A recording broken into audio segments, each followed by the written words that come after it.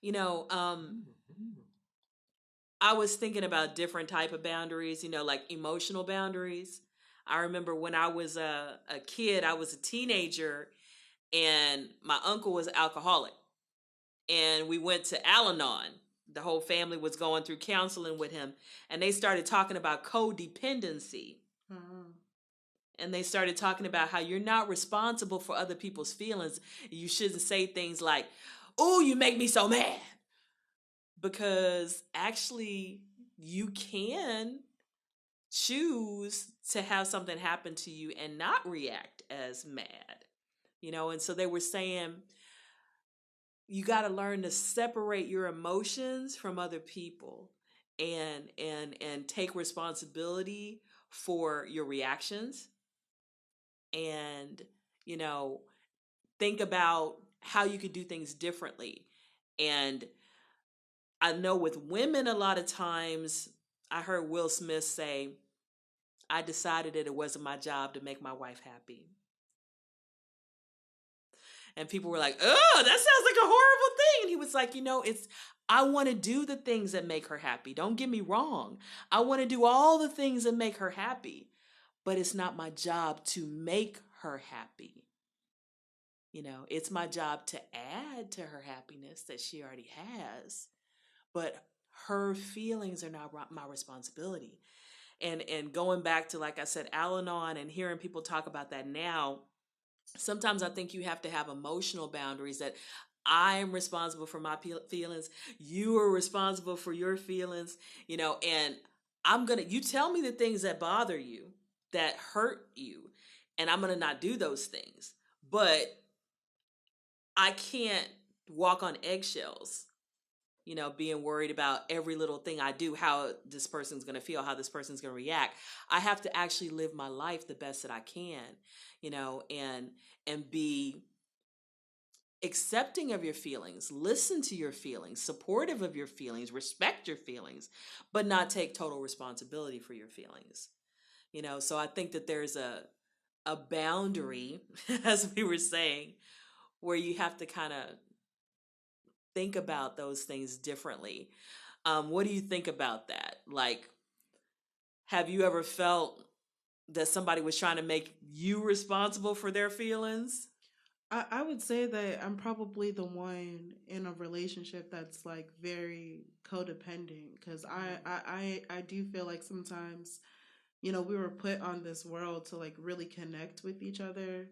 And when you were describing like the whole walking on eggshells thing, to me, yeah, that's like veering towards the toxic end of the spectrum. But as far as like, feeling like, you should be there for me to be able to call on, like those type of things, those type of expectations, I feel like those are things that make me happy. I feel like those are things that would make anyone happy. Because there's different levels to happiness for me, because I have this happiness with myself just solo, like I'm happy. But then like I think about, okay, well, I want to be around people right now. And then I'm like, okay, well, now I'm unhappy. So now I'm not happy in this state.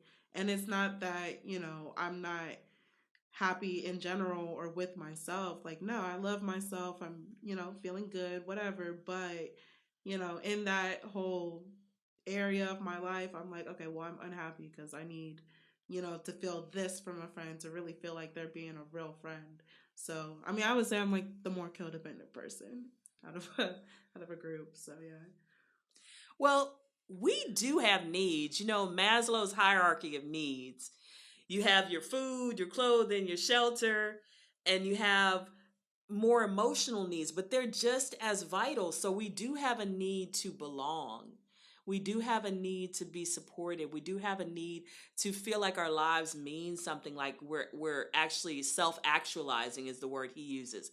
So there's nothing wrong with wanting support. There's nothing wrong with even feeling like you need support. We all need support at different times, you know.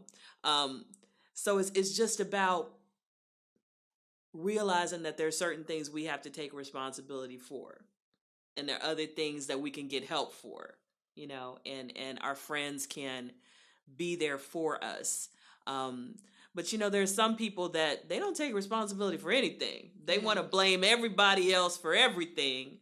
And that becomes that kind of unhealthy enmeshment. So there's also, when you talk about boundaries. My name is Zennurgy, and I have a weekly podcast called Zennurgy, which is fuel for the mind, body, and soul. And this is the Zennurgize Your Life Goal Setting Package, Volume 1. It comes with the workbook, a journal, stickers, a bookmark, tabs, and a QR code where you can find my podcast. And inside this workbook, you're going to have 16 different principles. The first one, I'm going to show you mine, is abundance. You have a place to put pictures that inspire you of role models, also pictures of goals that you want to create, goals, journal prompts, meditations, affirmations, all kinds of things to help you focus on this principle to better your life. And like I said, there's 16 principles. So this is a $15 package that comes with all of these things I've shown you, $21 with shipping and handling, and you can get it at laughsandlyrics.com. So Zennurgize your life with me. Thank you.